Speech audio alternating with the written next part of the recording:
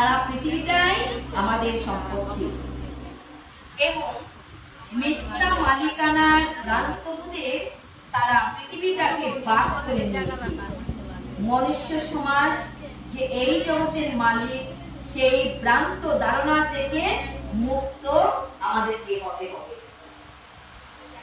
এই ধরনের ভ্রান্ত ধারণা থেকে মুক্ত হলে পারিবারিক, সামাজিক, জাতীয়তাবোধের ভ্রান্ত ধারণা থেকেও মুক্ত হওয়া সম্ভব হবে। এই সমস্ত মিথ্যা বন্ধনগুলি মানুষকে জড়জগতে আবদ্ধ করে রাখে। এই স্তর অতিক্রম করার পর দিব্য জ্ঞান অনুশীলন করতে হবে। যথার্থ জ্ঞানের মাধ্যমে তাকে জানতে হবে এবং জিনিসগুলি তার এবং কোনগুলি তার নয়। সব কিছু সম্বন্ধে যথার্থ জ্ঞান লাভ হলে মানুষ সুখ, দুঃখ, আনন্দ, বেদনার দ্বন্দ্বভাব থেকে মুক্ত হয়।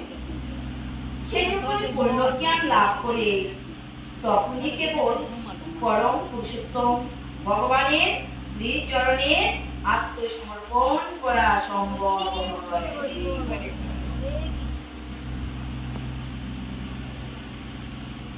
সূর্য, চন্দ্র, অগ্নি বা বিদ্যুৎ আমার সেই পরম ধামকে আলোকিত করতে পারে না। ভগবানের পরম ধাম আলোকিত করার জন্য বিদ্যুতের প্রয়োজন হয় না। কিন্তু আমাদের যদি মুহূর্ত সময়ের জন্য বিদ্যুৎ চলে যায়, আমাদের প্রাণ মূর্ছাগত হয়ে যায়। রাধে রাধে। কারেন্ট ছাড়া চলিতে পারে না। ভগবান এতই দয়ালু, এতই কৃপালু। এই যে বাতাস বহিতেছে, এই বাতাস আর সেই বাতাসের সঙ্গে তুলনা করুন তো। ভগবানের দেওয়া বাতাস যখন বয়ে চলে তখন শীতল হয়ে যায়, আর বৈদ্যুতিক বাতাস যতক্ষণ সময় পর্যন্ত আস্বাদন করলে ততটুকু সময়, কিছু সময় শান্ত বা শীতল অনুভব, চলে গেলেই যে গরম সেই গরম। কিন্তু ভগবান আমাদের জন্য সবকিছু দিয়েছেন। আমরা ভগবানকে কি দিতে পারছি? তার বিনিময়ে ভগবান সূর্য প্রতিদিন কক্ষপথে ঘুরিতেছে। ঠিক সময়ে তার উদিত হয়, আবার সঠিক সময়ে অস্ত হয়, অস্ত যায়। কিন্তু আমাদের দিক দিয়ে যদি আমরা একবার চিন্তা করি, ভাবি, ভগবান সূর্যকে যে টাইম ধার্য করে দিয়েছিল, যে সময় নির্ধারণ করে দিয়েছিল, সেই সময়ে উদিত হয়। কিন্তু আমাদের যে নিদ্রা যায়, আমরা যে নিদ্রা যাই এই জড়জগতে, আমাদের জাগরিত হওয়ার একটা সময় কিন্তু শাস্ত্রে নির্ধারিত দেওয়া হয়েছে।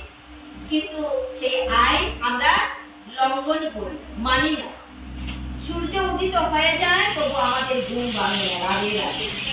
ব্রহ্ম মুহূর্তে সবাকার বিছানা ছেড়ে চলে আসা উচিত, নিদ্রা থেকে জাগরিত হওয়া উচিত।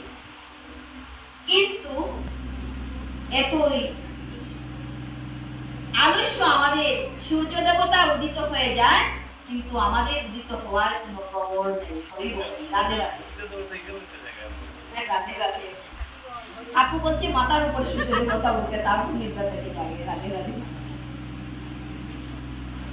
ভগবান পুরো জগৎ আলোকিত করে, কিন্তু তার বিনিময়ে বিল নেয় কি?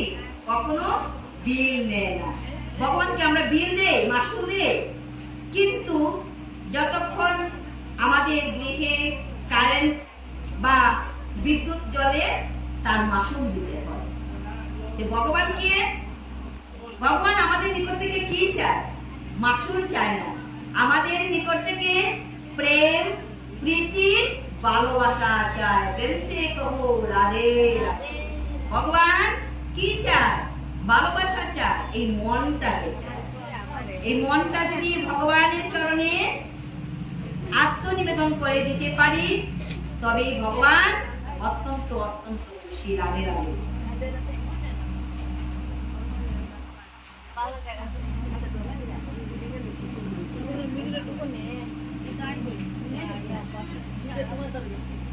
এই তত্ত্বজ্ঞানের প্রতি সকলেরই আকৃষ্ট হওয়া উচিত।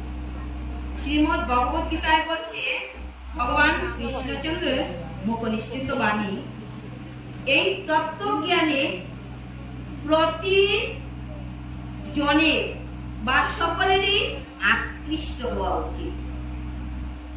আমাদের মন অতি চঞ্চল, এক স্থানে স্থির থাকে না, তাই তো? কিন্তু চঞ্চল মনকে বশ করার উপায় কি?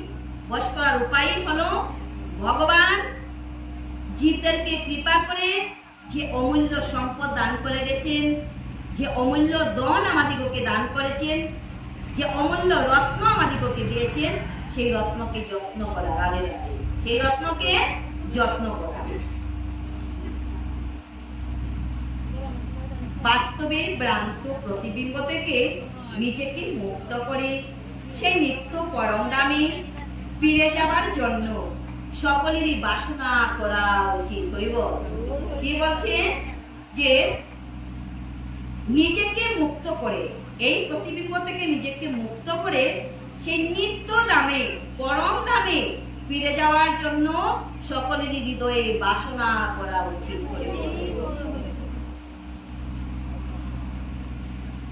যারা এই জড় জগতের প্রতি অত্যন্ত আসক্ত, তাদের পক্ষে সেই আসক্তি ছিন্ন করা অত্যন্ত কঠিন। কিন্তু তারা যদি কৃষ্ণ ভাবনামৃত গ্রহণ করে, তাহলে সেই আসক্তির বন্ধন থেকে ধীরে ধীরে মুক্ত হওয়ার সম্ভাবনা থাকে। তাই সকলেরই কর্তব্য হচ্ছে কৃষ্ণ ভাবনায় ভাবিত ভগবত ভক্তের সঙ্গ করা। যে সমাজে ঐকান্তিক ভাবে ভগবান শ্রীকৃষ্ণের সেবায় উৎসর্গকৃত, সেই রকম সমাজ খুঁজে বার করতে হবে এবং তার অন্তর্ভুক্ত হয়ে ভক্তি যুগে ভগবানের সেবা করার সুযোগ গ্রহণ করে দিতে হবে। হরে কৃষ্ণ হরি বল।